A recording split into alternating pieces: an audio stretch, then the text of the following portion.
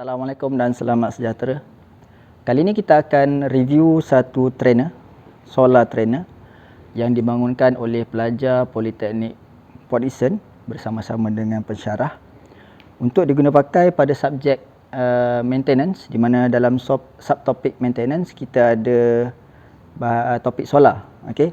Jadi trainer ini dihasilkan berdasarkan kepada kita punya subtopik. Okey. Jadi solar trainer ni adalah jenis portable. Okey. So, ini adalah jenis portable di mana kita compactkan dia untuk memudahkan kita menguji. Okey. Dan juga mengenal pasti peralatan-peralatan yang kita akan gunakan dalam kita punya sistem PV, photovoltaik ataupun sistem solar, kita panggil dalam bahasa yang biasa kita gunakan. Jadi yang ini adalah off-grid system.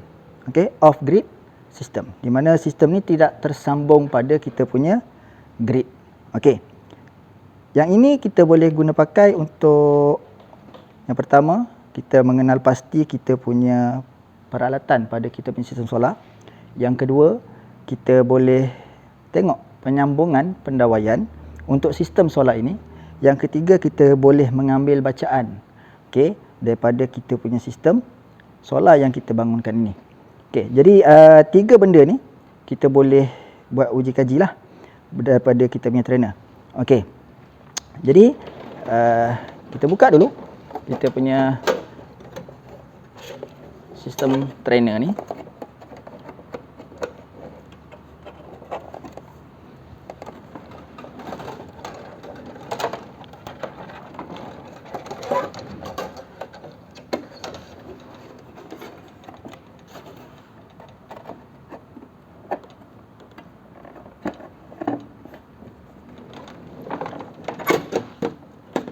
Okay, dia agak mudah untuk kita buka sebenarnya, cumanya ada urutan-urutan yang perlu kita ikut.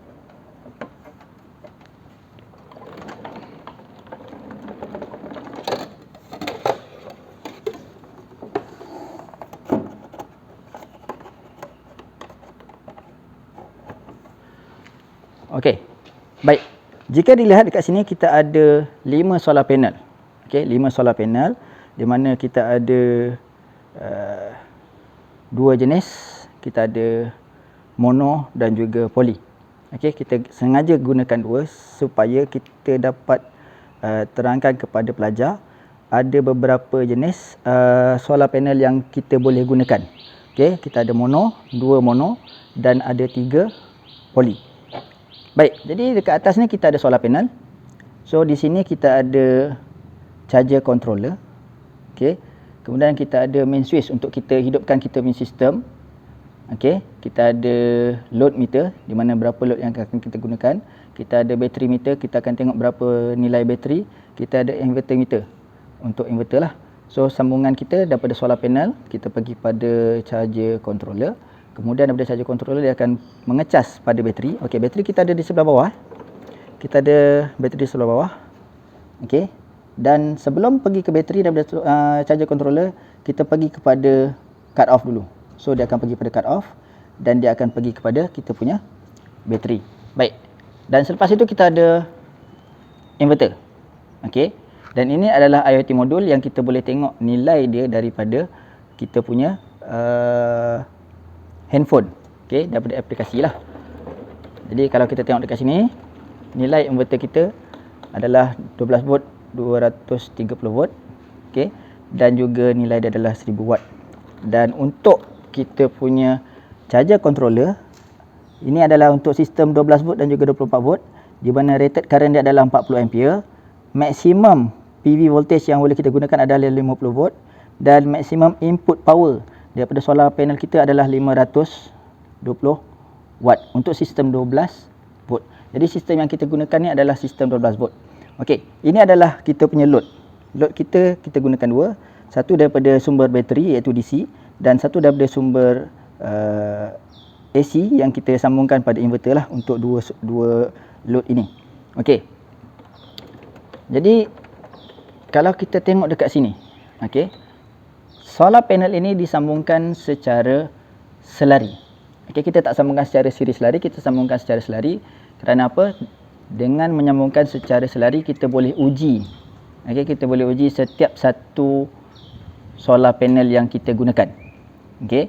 Jadi setiap sumber bekalan masuk daripada solar panel kita boleh uji okey pada setiap poin inilah. Okey, setiap sambungan. Okey, untuk menghidupkan sistem solar trainer ni kita perlu onkan dulu pada bahagian cut off. Okey. Supaya sambungan daripada bateri kepada sistem tu adalah. Okey, kita onkan sistem bateri kita dulu.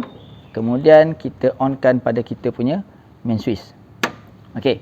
So inverter dalam keadaan off lah sebab kita tak nak sambung lagi pada inverter. So apabila main switch kita on, jadi load meter kita akan menyala, kita punya bateri meter kita akan menyala. Inverter meter tidak menyala. Kerana apa? Inverter tidak di-onkan. Okey. Jadi kita tengok bila kita onkan sistem bateri, okey, jadi kita punya charger controller akan on. Okey. Jadi dekat sini kita tengok nilai voltage kita adalah 11.9 volt. Okey, kalau tengok pada load meter kita, nilai dia adalah lebih kurang 12.10 volt. Okey, tenaga yang ada sekarang ni adalah pada 164 watt. Okey. So untuk bateri meter, okey, 12.10 volt kita punya energi kosong lah. Okey. So kita sambung tadi kita punya solar secara selari. Okey, kita tengok sambungan pada bateri. Sambungan bateri yang saya sambungkan adalah kita sambung secara selari. Sebab apa? Kita nak jadikan sistem ini adalah sistem 12 volt. Okey. So ini adalah kita punya sambungan secara selari untuk bateri untuk kita kekalkan nilai 12 volt. Okey, baik. Jadi apa yang kita boleh buat kat sini ialah kita boleh gerakkan dan kita boleh letakkan kita punya trainer ni di tempat yang panas lah untuk kita uji berapa nilai voltage yang akan masuk pada kita punya sistem. Okey. Jadi setiap nilai pada solar panel adalah berbeza. Jadi yang kita boleh buat untuk kita punya trainer, kita boleh uji kita punya nilai voltage pada setiap solar panel. Kemudian kita sambungkan dan kemudian kita boleh tengok pula dekat sini. Setelah kita sambungkan, kita dapat nilai bacaan di sini. Tadi kita dah tengok kita punya solar trainer. Kali ini saya nak tunjukkan sedikit perbezaan solar trainer dengan apa yang ada pada tangan saya ni. Ini adalah kita punya MC4. Ini adalah penyambung untuk daripada solar panel kepada kita punya sistem, di mana kita panggil dia adalah MC4. Kita ada female, okey, yang berlubang ni, dan juga male. Okey. Dan ini adalah kabel DC yang sebenar lah. Yang ini bersaiz lebih kurang 6 mm kabel DC kita untuk kita buat penyambungan. Okey. Yang trainer kita gunakan AC kabel, tapi untuk yang sebenar sepatutnya kita gunakan DC kabel lah. Okey, ada sedikit perbezaan di mana DC kabel ni dia ada dua kabel. Kalau tengokkan, satu ada strap dan satu lagi yang kosong. Okey, untuk membezakan di antara positif dan negatif lah untuk sistem kita, sebab solar sistem yang ada adalah dalam DC. Okey, direct current. Okey, kemudian kita ada alat pengimbas suhu, di mana apa gunanya alat pengimbas suhu ni adalah kita nak uji, kita nak tentu ukurkan berapa nilai suhu pada solar panel. Kerana apa? Solar panel kita berkadar dengan suhu. Okey. Untuk solar panel yang efisien, nilai dia adalah pada 25 darjah Celsius. Jadi semakin panas kita punya solar panel, dia punya kecekapan semakin sedikit berkurangan. Tak banyak tapi ada sedikit pengurangan. Okey. Yang ketiga adalah alat pengukuran untuk voltage dan juga current.